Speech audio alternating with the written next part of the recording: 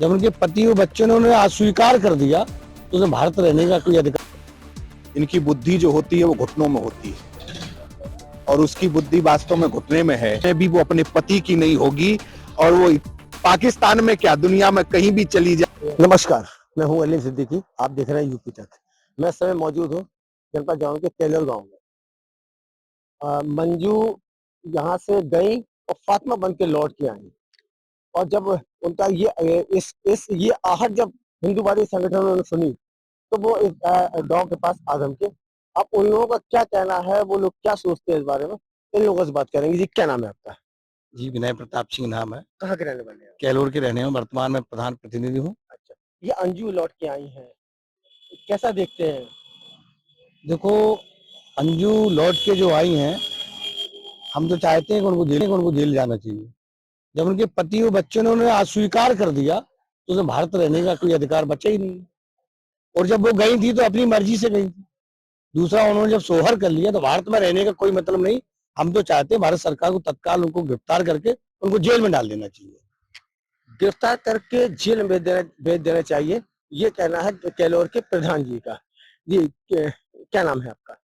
आचार्य तेजस, अच्छा जिला जी, मंत्री विश्व हिंदू परिषद। अच्छा जी, मंजू लौट के आई हैं फातिमा बन के, तो इसको कैसा देखते हैं और क्या भाव है?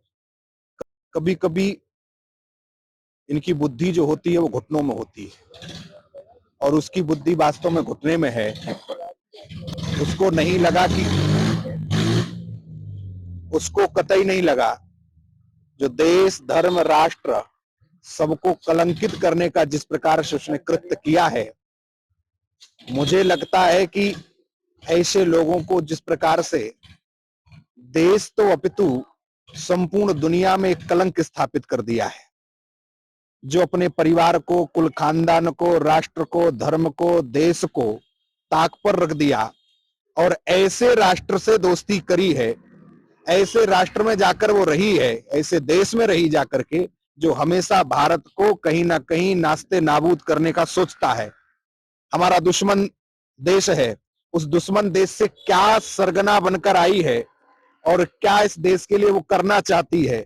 आखिरकार इस देश में इतनी भारतीय संस्कृति में पल बढ़कर बड़ी हुई, जो अपने देश राष्ट्र की नहीं हो सकती, वो किसी देश की नहीं हो सकती।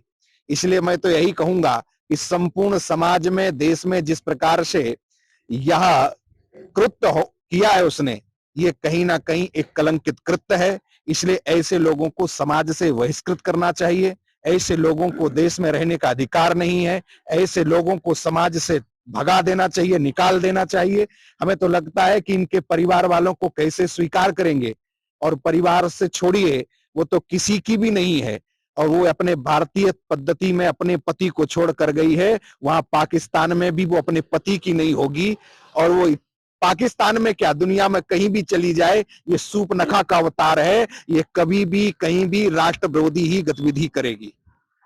सूर्पनखा का अवतार है, इसकी इसकी गतिविधि किसी भी तरह से सही नहीं हो सकती। जी, क्या नाम है आपका? जी, मेरा नाम शिवेंद्र सिंह केटी है। शिवम सिंह, ये मंजू गई है और फातिमा बन के लौट के आई, जी, क्या देखते हैं और कैसा देखते हैं इसको? सबसे पहले तो इनके ऊपर एक जांच होनी चाहिए कि जिस प्रकार से सीमा हैदर यहाँ आई, तो कहीं ऐसा तो नहीं सिर्फ एक जो पाकिस्तान की छवि हुई कि भाई पाकिस्तान की महिला हिंदुस्तान में गई है, तो ये बदला लेने के लिए शायद उसको फंसा के और वहां बुलाकर उसके साथ शादी कर ली गई हो।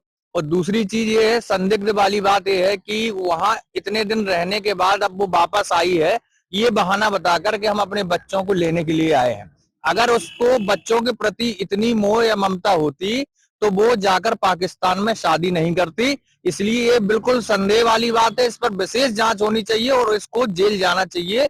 और अगर वो, चूंकि उसका नाम माधवगढ़ क्षेत्र से जोड़ा जाता है, अगर वो इस माधवगढ़ क्षेत्र में आती है तो हम लोग उसका विरोध भी करेंगे। उनका कहना है कि बड़े मेहमान नवाजी बहुत अच्छी हुई, लेकिन हमारे देश का नाम जो है उसको हम मिटाना नहीं चाहते, देश से हम बहुत प्यार करते हैं।